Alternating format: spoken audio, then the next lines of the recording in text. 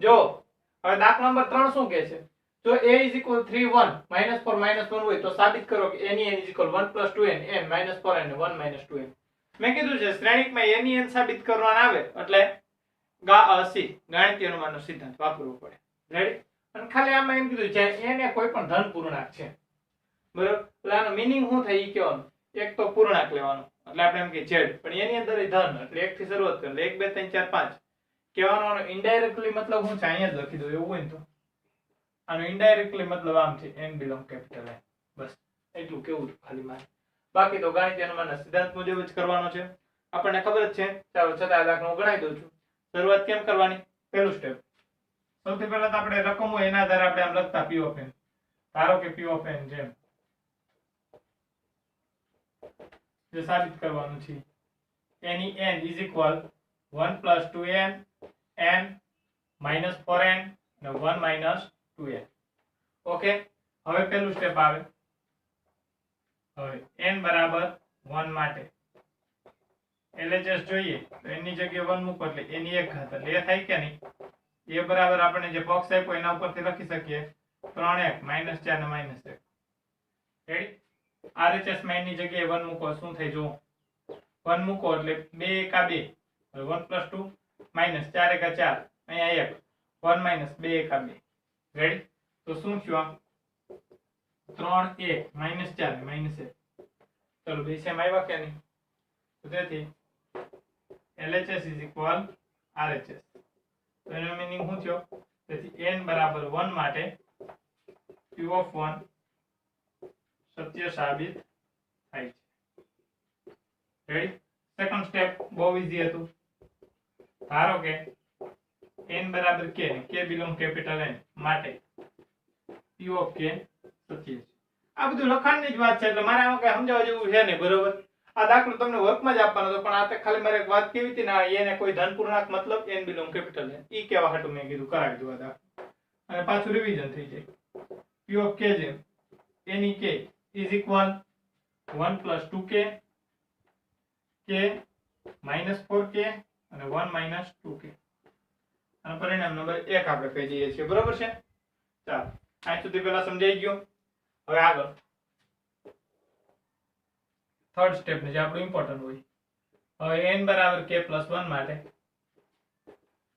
p of k + 1 સત્ય સાબિત કરીશું. Ready? p of k + 1 જેમ શું થઈ જશે? એની k + 1 ઘાત 1 + 4. અહીં ધ્યાન રાખો n ની જગ્યાએ તમે k + 1 મૂકો એટલે શું થઈ જાય? 2k. આમ થઈ જાય 2k + 1 એટલે 2k + 2. તો એનો મીનિંગ 2k + 3 કહી શકાય કે નહીં? ડાયરેક્ટ આને 2k + 3 કહું છું. -4 n ની જગ્યાએ તમે k + 1 મૂકો એટલે શું થાય? -4k -4. રેડી? n ની જગ્યાએ k + 1 મૂકો એટલે k + n 1 - 2n છે 1 - 2 અને n ની જગ્યાએ k + 1 મૂકીએ એટલે શું થાય? -2k ને -2 એટલે 1 માં 2 જાય -1 એટલે -2k અને -1. રાઈટ? આ આપણે એમ કહેવાય ને કે ભાઈ પ્રૂવ કરવાનું થશે. ઓકે, ચાલો હવે આપણે ધ્યાન રાખવાનું છે. આ મેઈન વસ્તુ અહીંથી જ શરૂઆત થઈ તમને ખબર જ છે. બરાબર છે કે ભાઈ પહેલું સ્ટેપ બીજું સ્ટેપ એમાં તો કઈ હોય નહીં. ત્રીજું સ્ટેપ ધારણા કરીને પછી જે સાબિતી આવે ઈ જ મેઈન વાત છે દાખલા. હવે LHS = any k + 1 any k * a any k સમીકરણ 1 માંથી લખો 1 + 2k k -4k 1 - 2k into a શું છે 3 1 -4 -1 રકમ પરથી લખો. રેડી? સમીકરણ 1 અને અક્ષ પરથી આવું કહી શકો તમે. ચાલો હવે આનું સાદુરૂપ. પહેલો ઘટક પહેલી કોલમ 3 1 3 ને 1 મિનિટ હજી 3 1 3 ને 3 2 6k છે 3k. પહેલો ઘટક પહેલી કોલમ બીજો ઘટક બીજી કોલમ -4k અને +1 - 2k. પહેલો ઘટક પહેલી કોલમ -4 નો ગુણાકાર -4 4 2 8k -4k. બીજો ઘટક બીજી કોલમ -4k -1 ને ગુણાકાર કરો એટલે -1 +2k. 3 6 માંથી 4 જાય એટલે 2k 2k 3k માં 2k એટલે k એટલે k + 1. રેડી? આને હું 2k + 3 કહું છું. ડાયરેક્ટ અહીંથી RHS કહી શકે ને 6k માંથી 4k જાય એટલે 2k ને +3 હવે -8 કે +4 કે -4 કે -4 -4 કે +2 કે -2 કે -1 રેડી આ આવી ગઈ આપણી RHS તેથી P of k + 1 સત્ય સાબિત થાય છે અને પછીની જે રીતે લખવાની છે તમને લખતા આવડે જ છે લખી નાખવાની આમ P of 1 ને P of k સત્ય હોવાથી P of k + 1 સત્ય સાબિત કરી શકાય તેથી ગાણિતીય અનુમાનના સિદ્ધાંત પરથી n બિલોંગ કેપિટલ N માટે બરાબર છે અહીં જરાક જો એ એક લખું આપણે n બરાબર k + 1 n બરાબર k + 1 k belong capital N માટે તો નીચે આપણે લખવાનું આમ n is equal આ જે રહ્યું n બિલોંગ કેપિટલ N માટે સત્ય સાબિત કરી શકાય છે રેડી એ તો આપણને લખતા આવડે છે આમ તો નોર્મલ હતું વધારે કઈ હતું ને એટલે ખાસ આ દાખલા મારે કઈ શીખવા જેવું છે નહીં પણ ફરી પાછું એકવાર વાત કરી લઈએ પહેલા આને રકમ ધારી પહેલું સ્ટેપ n બરાબર 1 માટે આરામથી થઈ ગયું બીજું સ્ટેપ કે સત્ય ધારવાનું ત્રીજું k + 1 સાબિત કરવું એમાં ગુણાકાર કર્યો રેડી ખ્યાલ આવી ગયો નોટ કરી લો આ દાખલો એટલે આને પછી આગળનો દાખલો છે કરાવો ઓકે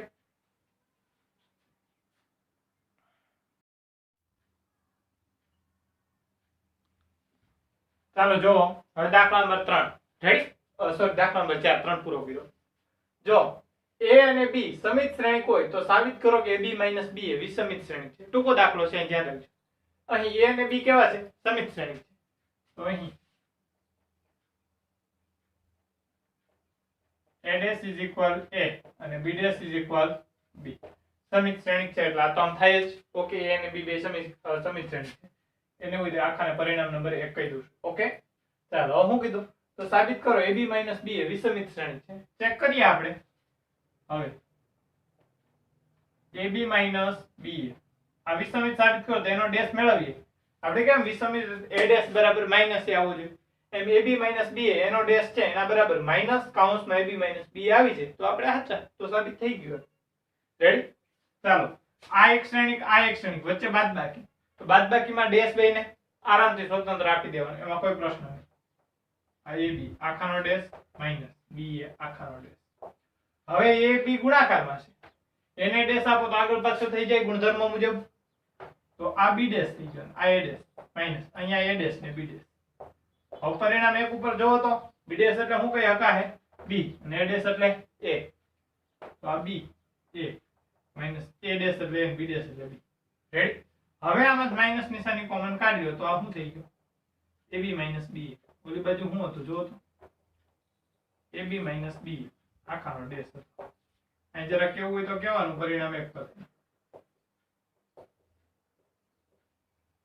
તો જોવો જી આપણે કેમ કે આખો એ હોય a ડેશ બરાબર માઈનસ a આવ્યું ઈ ટાઈપનું થઈ ગયું કે નહીં ab - b આખાનો ડેશ બરાબર માઈનસ ab - b તો એનો મતલબ શું થયો તેથી ab - b એ વિષમિત શ્રેણિક છે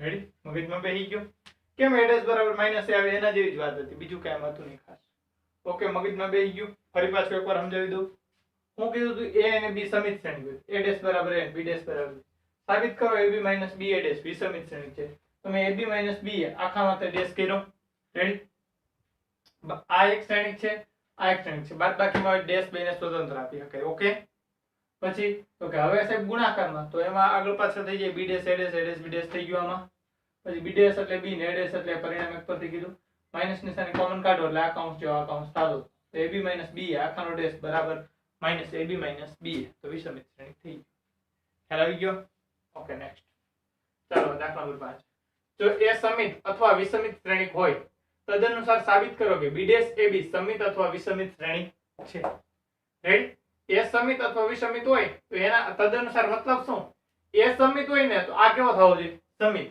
અને a વિષમિત હોય તો આ કેવું થવું જોઈએ વિષમિત સમજે છે આ કોઈ a ઉપર આનો મદાર છે એવું કહેવા માંગે છે આપણે બે પાર્ટમાં દાખલો ગણીએ એકમાં લઈએ a સમિત છે અને એકમાં લઈએ a વિષમિત છે રેડી ચાલો જો અહીં ધ્યાન રાખો અહીંથી દાખલો ગણો ધારો કે એ સમિત શ્રેણિક છે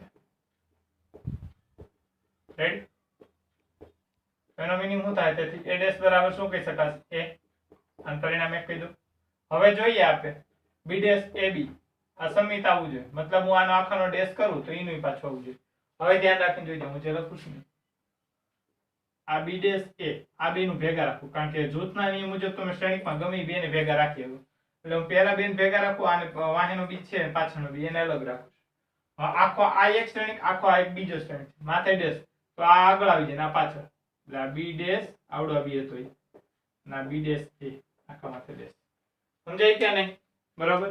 જો એક જ મિનિટ, રેડ માર્કર થી કરું. આ બી ડેશ કયો થયો? આ જે ઓલો રેડ માર્કર વાળો બી હતો ને એની માથે ડેશ મેળવ્યો. સમજાણું? આ આગળ ગયો આ પાછળ ગયો. હવે ધ્યાન રાખજો, હવે બી ડેશ છે ને ભલે એની રીતે ફ્રી રહ્યું, એને આપણે કાંઈ ઓલું શું કહેવાય કે ડિસ્ટર્બ કરવાનો થતો નથી. ઓકે, બ્લેક થઈ જાય લખું. આ બે માં ડેશ આપો જી તો ગુણાકારના નિયમ મુજબ આ એ ડેશ થઈ જાય, આ બી ડેશ નો ડેશ થાય કે નહીં? હા કે ના? હવે જોજો, આ બી ડેશ જે છે તે એ ડેશ એટલે શું કહી શકાય પરિણામ એક પરથી? એ. બી ડેશ નો ડેશ એટલે શું થઈ ગયું? બી. તો જોવો તો આપણે લઈને નીકળ્યા હતા એ જ વસ્તુ આવી કે બી ડેશ એ બી આખાનો ડેશ બરાબર બી ડેશ એ બી. સમજાણું કે નહીં? આ એ ડેશ ક્યાંથી કીધું આપણે? પરિણામ એક પરથી. એનો મીનિંગ શું થયો? તેથી બી ડેશ એ બી એ કેવો છે? સમિત શ્રેણી છે. ક્યારે? એ સમિત શ્રેણી કોઈ તો. ઓકે, હવે ચેક કરીએ એ વિસમિત શ્રેણી કોઈ ત્યારે શું થાય છે.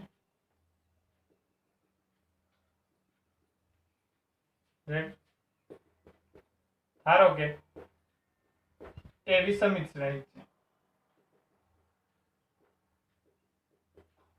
વિસમિત શ્રેણી છે તો એનો મીનિંગ શું થયો? તેથી એ ડેશ બરાબર માઇનસ એ થતો હશે, એને પરિણામ નંબર 2 કહી દઈ. હવે બી ડેશ એ બી આખામાંથી ડેશ.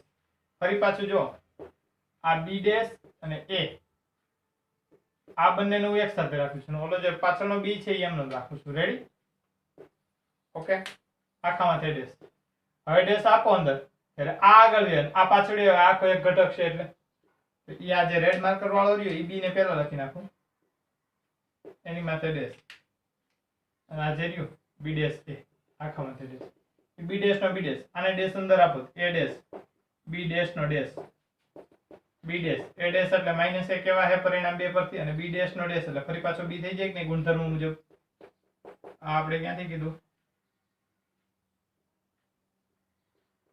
પરિણામ 2 પર. હવે જો હજી આખા માઇનસ નિશાની આગળ કાઢજો, માઇનસ નિશાની આગળ નીકળી જાય એટલે બી ડેશ એ અને બી. રેડી? આ શું હતું? બી ડેશ એ બી આખાનો ડેશ, એના ડેશ બરાબર એની જ વસ્તુ માઇનસ માં આવી તો શું કહી શકાય? તેથી બી ડેશ એ બી એ કેવો છે? વિસમિત શ્રેણી છે. એનો મીનિંગ શું થયો? જોજી, એ સમિત હતો તો આખું સમિત ને, એ વિસમિત હોય તો આખું કેવું હોય? વિસમિત. તો આપણે આમ લખી શકીએ, આમ એ સમિત અથવા વિસમિત શ્રેણી હોય તો આમ સાબિત થાય છે કે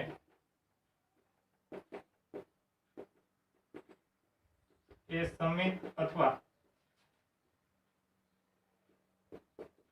વિસમિત શ્રેણિક હોય.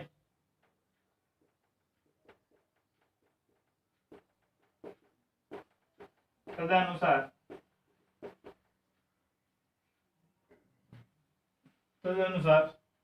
બી ડેશ એ બી સમિત અથવા વિસમિત શ્રેણિક થાય છે.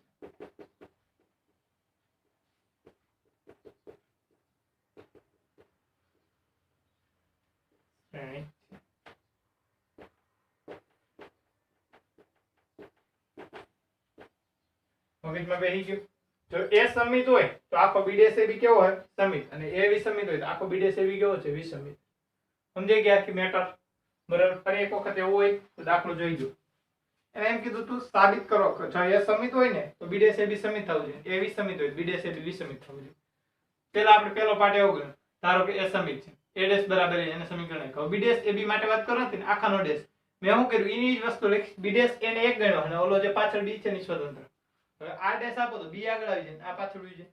હવે આને ડેશ આપો તો એ ડેશ ને બી ડેશ નો ડેશ એટલે બી થયો, એ ડેશ એટલે એ પરિણામ 1 પરથી. બરાબર તો હતું ને એવું. ઓલામાં ફરક એ હોય a' ની જગ્યાએ માઇનસ h તો એ માઇનસ ની સામે આગળ આવ્યું એ વિષમિત આ સમિત રેડી સમજાઈ ગયું આખું નોટ કરી લ્યો આ તો થોડો પાંચમો દાખલો એટલે આગળનો જે દાખલો છે હું બોર્ડ ઉપર તમને ગણાવું છું રેડી આ બંને દાખલા નોટ કરી લ્યો ઓકે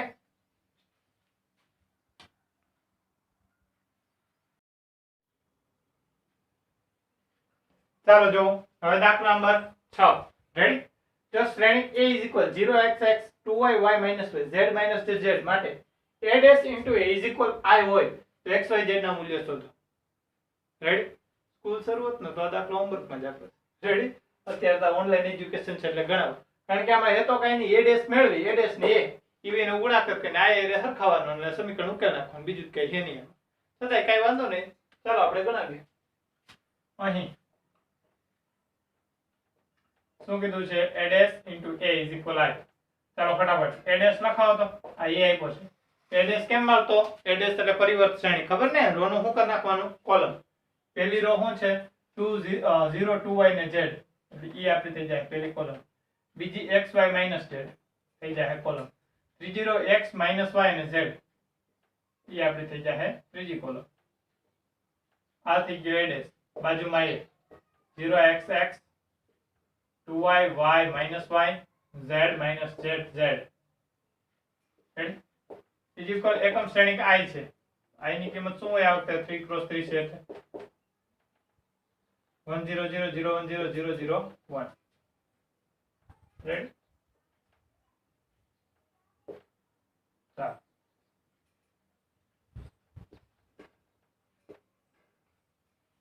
હવે જો a dash into a is equal I આ બેનો ગુણાકાર કરીને આને સરખાવી ત્રણ સમીકરણ મળશે ને એના આધારે x y z મળી જાય ચાલો જોવો છે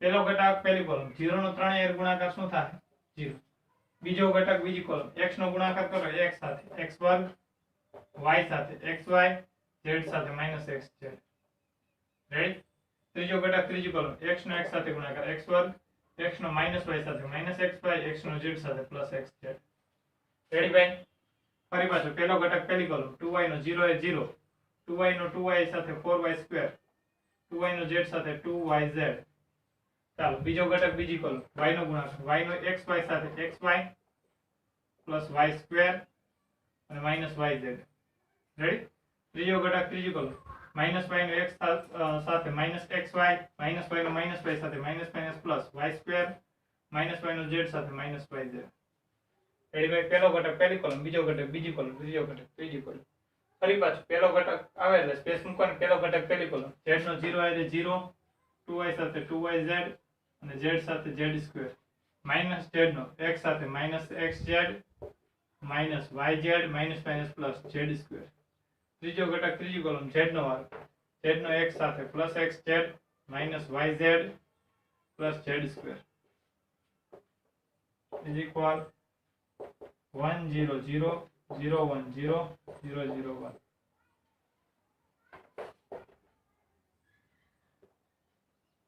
તો 0 x વર્ગ વત્તા x વર્ગ એટલે 2x વર્ગ અહીં જો xy અને -xy ઉડી ગયા 0 0 વત્તા 0 એટલે 0 -xz ને +xz ઉડી ગયા તો 0 એટલે 0 xy માંથી xy ઉડી ગયા 0 રેડી પછી 4y2 5 ને 1 6 6y2 પછી 2yz માંથી yz ઉડી ગયા 0 -xz ને +xz ઉડી ગયા 0 2yz માંથી yz ઉડી ગયા 0 z વર્ગ z વર્ગ z વર્ગ 3 ટાઈમ એટલે 3z વર્ગ is equal 1 0 0 0 1 0 0 0 1 ઓકે સરખાવી દો એટલે કામ પૂરું બરાબર અહીંયા સરખાવી દો અહીંયા સરખાવી દો જો બાકી બધે 0 સાથે 0 અને બાકી બધા મેચ 1 થાય છે એટલે 2x2 is equal 1 થાય 6y2 એની જગ્યાએ 1 આવે છે અને 3z2 ની જગ્યાએ પણ શું આવે છે 1 તેનો મીનિંગ x વર્ગ બરાબર 1/2 x બરાબર ±1/√2 રેડી y2 બરાબર 1/6 y બરાબર ±1 નું વર્ગમૂળ 1 ને 6 નું કેટલા √6 રેડી સ્ક્વેર નીકળે એટલે +or- લાગે ને બાજુ z2 is equal 1/3 તેથી z બરાબર કેટલા થઈ ગયા ±1/√3 ચાલો આ મળી ગયા x y z ત્રણેય આટલી વાત હતી ખાલી આ સિમ્પલ દાખલો હતો છઠ્ઠો a dash into a is equal I તો આ જે હેતુ આપ્યો હતો એના આધારે a ડેશ મેળવી તો a dash into a is equal I કરી આનું સાદુરૂપ પણ સરખાવી દીધા x y z ત્રણે મળી ગયા. ઓકે, નોટ કરી લ્યો આ વસ્તુ. અને બરાબર છે, ત્યારબાદ જાય પછી દાખલા નંબર 7 છે હું ગણાવું છું. આ વસ્તુ નોટ કરી લ્યો. ઓકે,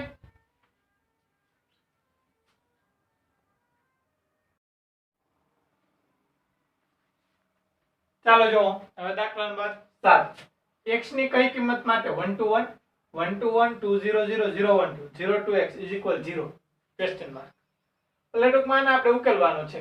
ઓકે, ચાલો કાંઈ વાંધો નહીં, ડાયરેક્ટ સ્ટાર્ટ કરીએ. ફરી પાછા ચાલો વાંધો નહીં, એક વખત રકમ લખી નાખો કારણ કે દાખલાની શરૂઆત અહીંથી કરી છે. એટલે 1 2 1 2 0 0 0 1 2 અને ત્રીજો શ્રેણિક આવો આપ્યો છે 0 to x equal 0. આ કેવો શ્રેણિક? હાર શ્રેણિક આપણે કહેતા, એક જ રો છે. આ ચોરસ શ્રેણિક કહેવાય, રો અને કોલમની સંખ્યા હરખી છે. આ કેવો શ્રેણિક કહેતા તો કે સ્તંભ શ્રેણિક, કોલમ શ્રેણિક. એમાં એક જ કોલમ છે. રાઈટ? તો હવે આપણે કયા બેનો પહેલા ગુણાકાર કરો? તમને મજા આવે ને તમે આ બેનો ગુણાકાર પહેલા કરી શકો, આ બેનો ગુણાકાર પહેલા કરી શકો. જ્યોતના નિયમમાં એવું ન હોય કે તમે કયા બેનો, હા તમે આ પહેલું ને છેલ્લું ન કરી શકો. સમજાય કે નહીં? આ બેનો ગુણાકાર કરો તો આ બે. તો ચલો હું આ બેના પહેલાથી ગુણાકારથી શરૂઆત કરું છું. રેડી? ચાલો જી, આમાં એક જ રો છે એટલે જવાબમાં રો જ બનશે. પહેલો ઘટક પહેલી કોલમ તો 1 1 આ, બીજો ઘટક પછી તો ડાયરેક્ટ આ પહેલો ઘટક પહેલી કોલમ, આગળ તો કઈ છે નહીં. બીજો ઘટક બીજી કોલમ 2 2 4 પ્લસ માં આવે, ત્રીજો ઘટક ત્રીજી કોલમ 1 1 આવે. વળી પાછો પહેલો ઘટક આવે એટલે સ્પેસ મૂકવાની. પહેલો ઘટક પહેલી કોલમ 2 1 આ 2, બીજો ઘટક બીજી કોલમ 0 નો 2 આવે 0, ત્રીજો ઘટક ત્રીજી કોલમ 0 નો 1 આવે 0. વળી પાછો પહેલો ઘટક આવે એટલે સ્પેસ મૂકવાની. પહેલો ઘટક પહેલી કોલમ 0 નો 1 આવે 0, બીજો ઘટક બીજી કોલમ 1 નો 2 આવે 2, ત્રીજો ઘટક ત્રીજી કોલમ 2 નો 1 આવે 2. 0 2 અને x is equal 0. તેથી શું થયું? 4 ને 2 6, પછી આ 2 ને 2 4, એનો ગુણાકાર 0 2 અને x. હાલ હવે તો સિમ્પલ વસ્તુ, પહેલો ઘટક પહેલી કોલમ 0 નો 6 આવે 0, બીજો ઘટક બીજી કોલમ, હવે તો એક જ રો ને એક જ કોલમ છે, 2 નો 2 આવે કેટલો થાય 4, વત્તા ત્રીજો ઘટક ત્રીજી કોલમ 4 નો x આવે 4x. પછી કે બીજી નેક્સ્ટ કોલમ આવતી જ નથી એટલે વળી પાછો પેલો ઘટક આવવાનો પ્રશ્ન જ નથી એટલે સ્પેસ મૂકવાની થતી જ નથી, તો 0. તો શું થયું? તેથી